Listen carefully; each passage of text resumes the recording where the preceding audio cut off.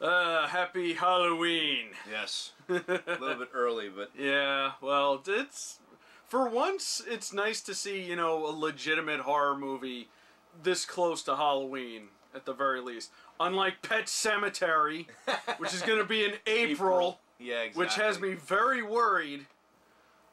Well, at least it wasn't released in January. True.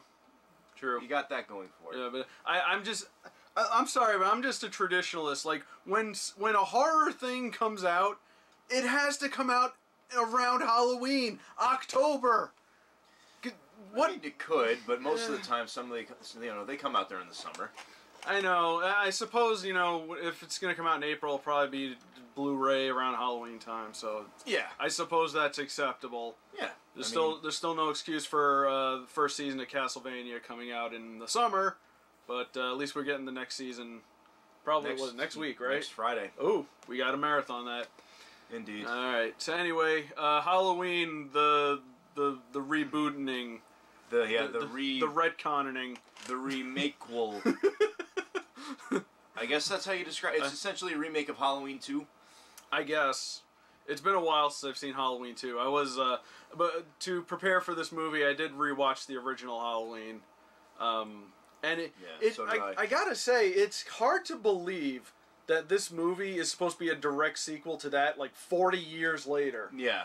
Which it feels weird because there were so many movies in between, and it's like Halloween happened, then a whole lot of nothing. And then Michael Myers suddenly comes back. Yeah, so it kind of... It feels like, because he's had such a huge kill count over the years that it kind of undermines the character a little bit. Yeah, just a little. But then again, they had to do it because of all the weird shit that went on. Especially after Halloween Resurrection. I understand that. That movie was. I feel like at the very least this should have followed the second one. In a way, it kind of still could. Yeah. Like if you watch the second one, it could still probably do it. Yeah. Well, they in this movie they never explained how they recaptured Michael. So. Well, no, they did. They did. In this movie, yeah, they did. When did that happen? It was a passing thing. It's because that sheriff guy. Spoilers. We're getting into the thing already. Yeah. But Dr. Loomis from the first movie, played by Donald Pleasance.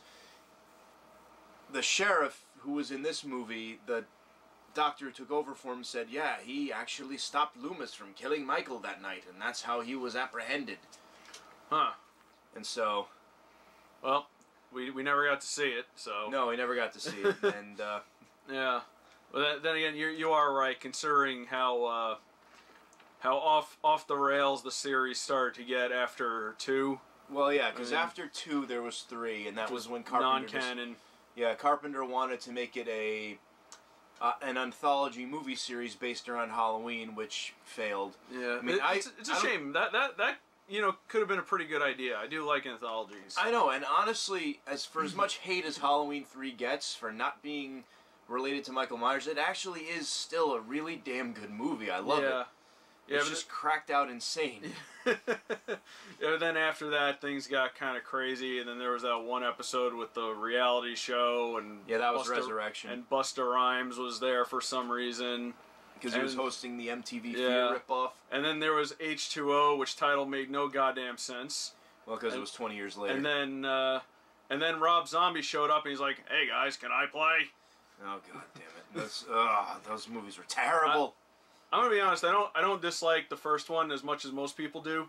I can see a lot of merit to it. The second one is trash, though. The second one is absolute goddamn trash. I don't know. The first one the remake I didn't like because the weird thing about Michael Myers is he doesn't have a backstory, and for some strange reason it just works for him. Yeah. Like there's no explanation for what he is or why he does what he does, and. I don't know. It's like he's just a force of nature. He's this entity. He's pretty much a physical embodiment of evil. Yeah, and it works.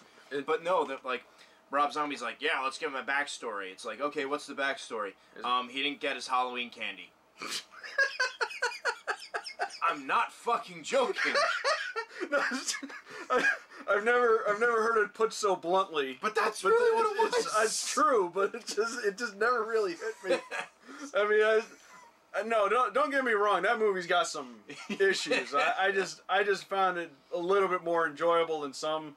Yeah. Like I liked when Michael finally went on his killing spree and what's his name was really good. Name the character. Loomis. Loomis. That was Malcolm McDowell. Malcolm McDowell. Wow. I couldn't remember Malcolm McDowell. That's embarrassing. But yeah, like things about that I kind of liked about it. Malcolm McDowell was good. But then the sequel happened and that was just that was just awful. just so awful. This one, on the other hand, Halloween H40, I guess. Yeah, I guess so. Was actually somewhat decent. Yeah. I mean, 40 years ago today, he killed those 5 people. Yeah. Remember those 5 people he killed? The only people he's killed. But anyway. Yeah. The characterization in this movie was a lot of the people I didn't like. Really? Yeah, like the parents and... Yeah, the parents were... Especially the stepdad or father or whatever the hell. Mm-hmm. I will say the teenagers in this movie were slightly more tolerable than your typical slasher movie. Yeah. In fact, I would dare say some of them were very likable for the short amount of time we got to know them. Except for, what's his name? Yeah, he's... the boyfriend. No, him. It's spoilers for that. No. Yeah. That guy was a douche. We never saw what happened to him. No, he was just stuck at the party. He just fucked off and managed to survive this bloodbath. Yeah, he threw her... whatever. Yeah. But anyway, it's 40 years later. Yeah, just some like... investigative journalists. Oh, God. / podcasters. Yeah. Or whatever the fuck they are. Vloggers like us. God, I was just waiting for that guy to pull out a selfie stick. And just be like, we are at the facility where they're holding Michael Myers. Look, there he is. Hello, all our 2 subscribers. It's like, God, yeah, it was so so they were doing a thing on them, but honestly, they're kind of irrelevant. Yeah, they were decoy. Yeah, they were definitely decoy protagonists. Pretty much. There's a lot of that in this movie, I think. So, yeah. Yeah. Long story short, they were gonna transfer Michael because he's been at the facility. He's been at Smith's Grove for 40 goddamn years. Chained up in the front in the backyard apparently. If they had just left him there, this wouldn't have happened. That's the same shit that happened in the first movie. That's what I was gonna say. That's like the one issue I have with the first movie. They let him out. They let him out in the middle of the night. Yeah, well, that was the thing because first off, it was just Loomis and some nurse in a sedan who were picking him up. And when they picked him up, there was they showed the fence where the asylum was, and there was patients out there for God knows whatever reason wandering the field. That was the whole thing. He'd gotten loose. Oh, is that why? Yeah, that's why they were all milling about, because he got loose and they were all just wandering the grounds. I thought they just let them out. No. No, it's like, why are they letting him mill about after dark? And Loomis is like, yes, some shit's not right. They don't. Well, they should have done a better job. Yeah. There. But anyway, the same shit happens this time. Yeah, they transfer him from Smith's Grove somewhere else. They put him on a bus. He's on a bus. The bus fucking crashes. With a bunch of other crazies. Yeah. The bus crashes, and he gets out, and he steals a car, beats up some kid. Which, by the way, no one in this movie is safe. I just want to say. Yeah. There was a few moments where I thought it was going to cross a few lines, but they didn't. You know what parts I'm talking about, right? Yeah, I know what part you're talking about. Yeah. I mean, it's still pretty fucked up, but... Yeah, exactly. I thought they were gonna... I thought some shit was gonna go down that would have taken this series, a step further than it has been, but they didn't do that. However, there is one kid that gets killed. Yeah. Yeah. Lumpy. Was that seriously his name? I guess it was a nickname his dad gave him, but I heard Lumpy. Poor kid just wanted to go to dance class. Poor kid is named after Chewbacca's son from the holiday special. Oh God. Maybe the dad's name was Itchy. Yeah, maybe that would have been appropriate. Maybe a little shot at this holiday special for some reason. Yeah, but yeah, he gets fucked. Michael Myers escapes. Goes through the motions of getting his gear back.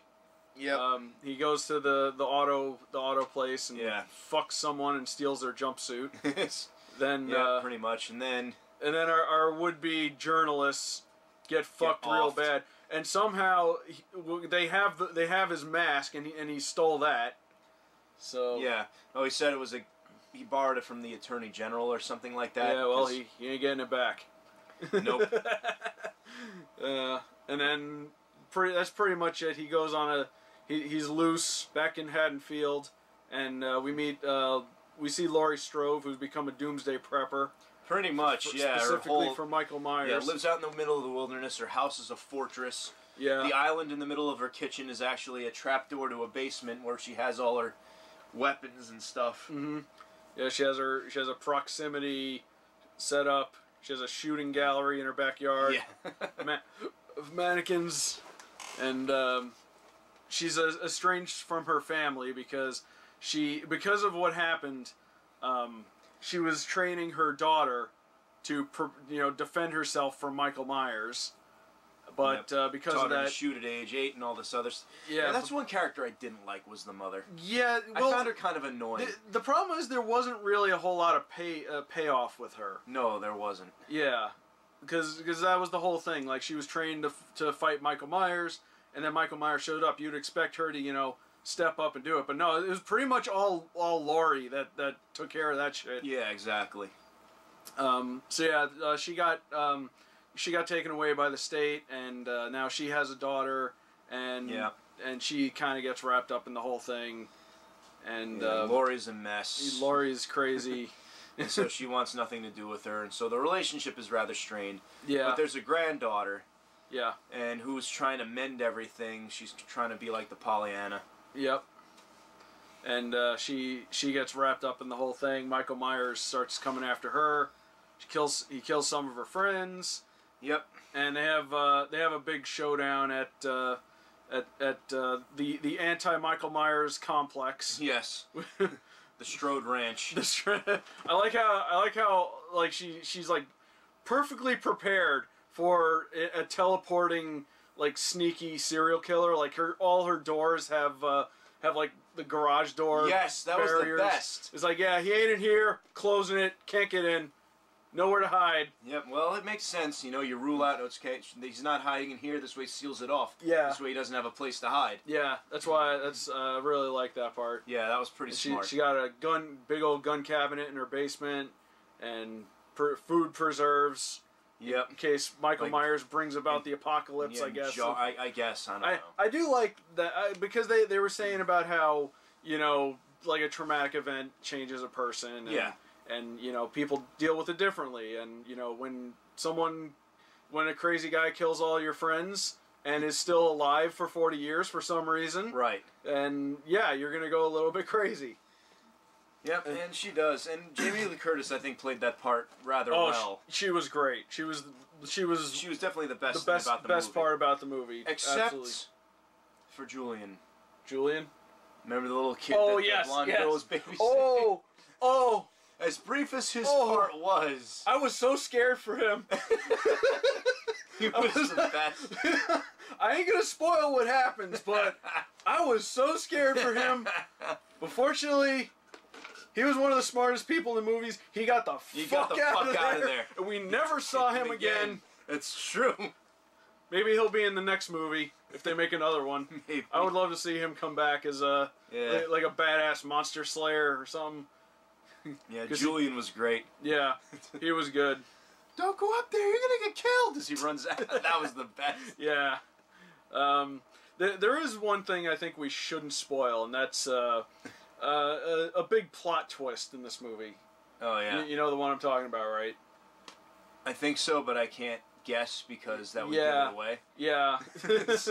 But yeah, there is a very strange plot twist in this movie. Yeah. That jeez, I can't even think of how to like talk about it without. So you know what? We're not going to talk about it. We're not going to talk about it. Fuck it. Oh man. Yeah, a lot of the characters I was just waiting for them to die. Like the journalists, I'm like, I can't wait for these idiots to just buy it. There's some of them. Some of them definitely were there just to be fodder. But like I said, for the most part, you know, they kept some of them at least a little bit likable. Yeah. So that you weren't always just waiting for them to die. You know, you wanted them to like that girl and her boyfriend. Yeah, true. Yeah, like they seemed like a nice couple. Yeah, and it was a shame what happened to them. Yeah. No spoilers. I like the part when he's just out and about, and Michael Myers is so nonchalant about his killing. Yeah. Like there's it's like going to work for him. Yeah. There's a sequence of him just sort of like systematically going house to house, like walking in, stab, people, yeah. stab. Like the gets one up, walks away, lady smashes in the head with a hammer. Yeah, and then he walks away. Next house, goes in, stabs her in the throat. Yeah, which is kind of it was a callback to the beginning of Halloween too, because he did the same shit in that one. Yeah. So it's like a POV of him, and like he turns a corner, he sees Loomis like frantically shaking down a police car, going, "I shot him 6 times! I shot him in the heart!" And he's getting into the car, and then it's like, okay, let's see what's in this house. It's been a while since I've seen the second one. Yeah. Actually. I think that's the see that's the problem with a lot of those like slasher villain movies. You forget how many there are in the series, and then you start to realize I haven't seen all of them. And True. I'm like that with all of those, like Friday the 13th, Nightmare on Elm Street. I don't think I've seen every single one. I have. Friday the 13th at least I have. We'll have to fix that one day. I don't even have them on DVD. I might have to... I only have the first 4 because the first 4 were probably the best ones. Yeah. After that, it just, as Harry Manfredini says, they become like cartoons with knives. This wasn't no cartoon, I tell you. Although... there were a lot of good callbacks, though, like the one shot with Laurie where she's lying face down on the front lawn. Yeah. And then she disappears. Yeah, Myers turns around, she's not there. Yeah, they do a lot of that in this movie, kind of to be expected. Yeah. The one thing I was kind of hoping for, and I mentioned this after the movie, and I thought about it while we were watching, because in the first movie, there's a scene where they're watching the original The Thing. Yes. The black and white one. And there's a scene where they're watching, you know, movies on TV again. They should have shown the 1982 the 1982 thing. That would have been perfect. But no, instead we get a small glimpse of the TV show Voyagers. Yeah. Which I think I used to watch on the Sci-Fi Channel back when it was good. And then... it was a long time ago. And then the other movie they showed was Repo Man. And again, it's one of those things, it's because they're all owned by Universal, they have the rights, so why the hell not? Sure. It's like I remember, remember the movie Idle Hands? Yeah. Yeah. Well, I was watching it with the commentary a couple of days ago, and there was a point where it's like, yeah, well, it's like I remember watching this movie, and it's like, yeah, there's this analysis, and the guy's just like, yeah, well, apparently the main character is watching Mr. Magoo as kind of a reference to the blindness of the world around him, and I'm like, no, it's because it's a fucking Columbia cartoon. They had the rights. It was the same thing in Idle Hands. They had all the Columbia. There was all Columbia cartoons. You take whatever you want away from it. Exactly. Just keep living in that bubble. Must be nice. Yeah. So is there anything else we can say about this without going into too much detail? Was there anything we left out? No. I mean, the movie's kind of slow and the dialogue's kind of awkward and stilted at the beginning. But then again, the original was pretty slow too. I mean, nothing big happened until the very end. Yeah, that's true. I mean, in fact, I would say there was a lot more going on in this one than there was in the first one. True. But then again, the first one was made in the 70s, and most horror films in the 70s are extremely slow burns. Yeah, but you know what? That's what makes it good. Yeah, exactly. It's the build-up. That's something that you don't see enough of anymore. Yeah. Evil Dead did that. Even though it was released in 81, it was shot in 79, so it still counts. Alien was the same. Still count. Yeah. Alien was the same way. I mean, nothing happens for 45 minutes until the chest burster, and then it's all downhill. That's how it's done. Yeah, exactly. You don't. There are a few films that don't do that. Like Night of the Living Dead, pretty much. Yeah. That once it hit the ground, that movie hit the ground running. It's like 5 minutes and bad shit's happening. Yeah, I mean, well, I guess sometimes it works and sometimes it doesn't. Yeah. But with a character like Michael Myers, you definitely want that subtlety and you want that slow build up to the stabbings. Yeah, and I had to say that's the one thing about this movie that the direction I thought they were going in. I'm like, no, I don't do that. Like with that one doctor that took over for Loomis. Yeah. I thought they were going to get into like explaining why Myers is the way he is. Yeah. And they never, and then they drop it, and I was like, okay, good. Pretty much, yeah. Because like I said, he's like one of the few characters where that works. Yeah. There's no motive or anything. He just goes after anybody. Yeah. Nobody's safe. That kind of mentality is very terrifying too. Yeah. Like I was recently watching Red Letter Media did a retrospective on the Psycho movies. Yes. And the fourth Psycho movie was about Norman Bates apparently is married now. Yeah, and he's about to have a kid. And in his mind, he thinks that the problems he had were genetic. Yeah, and that they were going to transfer. And that would transfer, and that so the whole movie was building up to him whether or not he was going to kill his wife and his child. Yeah. But the whole thing behind that, it was always been kind of fascinating to me because it's like, you know, characters like that. It's like, are they the way they are because of, you know, their upbringings and their environment, or are they just people that are wired to be that way? And in Myers' case, I really think it's the latter, because if you watch the first one, he had pretty much a normal home life. Yeah. You know, 2 parents, an older sister. Yeah, that whole thing is terrifying. There's nothing traumatic about It's just like you never know. It's just a roll of the dice. Exactly. I don't know. Again, I'm not a psychologist, but I think that kind of thing is being debated, whether or not, you know, certain people are just like that. Yeah. And that is not only fascinating, but it's also, you know, horrifying. Yeah, it's horrifying. Yeah. Yeah. People are just hardwired to be just friggin' sociopaths and definitely. psychos. And that's the beauty of Michael Myers. Yep. He's seemingly ordinary kid until he stabbed his sister. And puts on a William Shatner mask. Yeah. Do you think Shatner gets royalties from? I don't know, but John Carpenter has been on record saying that he owes his entire career to William Shatner. I'd be interested to know that. Yeah, I mean, they have been technically using his likeness for how many movies now? For how many years now? I mean, yeah. And hell, they sell the Michael Myers mask, which is a William Shatner mask. They just spray painted it white. You'd think he would get a check every once in a while, you know? You would. That's think his so. face. Yeah, I mean, they were debating between a creepy clown mask and the Shatner mask, and the Shatner mask won. Yeah, well, good. Yep. Because that became iconic. I suppose, you know, I suppose Shatner's doing fine enough. He doesn't need Halloween money. I guess so. All right, so do we have anything else we'd like to add? Nothing from me. No. But I definitely say this one's worth a watch. Yeah, it's definitely I'd say better so than the Rob Zombie movies.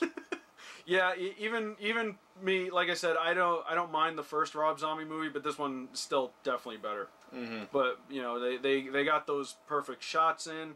It hit all the right chords. Yep. And it jumped over all the bullshit. So we can just enjoy the series again. And the music was done by Carpenter himself, which was very nice. Yep. You know, everybody's like doing all this synthwave stuff now, but he was the one who pretty much pioneered that. Yep. Well, Halloween. Is it just called Halloween? Yeah, it's just called Halloween. And yet it's a sequel to Halloween. Yeah. So 2 movies just called Halloween. If you think of them like bookends. If you think about it. Because that was the one thing I really did enjoy with the title sequence, where it was the smashed pumpkin just inflating and like reforming itself. It was like a rotted pumpkin they filmed in reverse. Yes. Which you never see that nowadays. Reverse motion stuff. I love that. Really well done. Yes. Alright, well, Halloween 2018 is really Halloween good. H40 is really good. Alright. That gag doesn't make any sense, but I'm going to keep going with it. Well, it has been 40 years. Yeah, so, true. All right. Halloween 40th anniversary Halloween is good. So go see it. Yep, go see it, and happy Halloween. Yes, happy Halloween.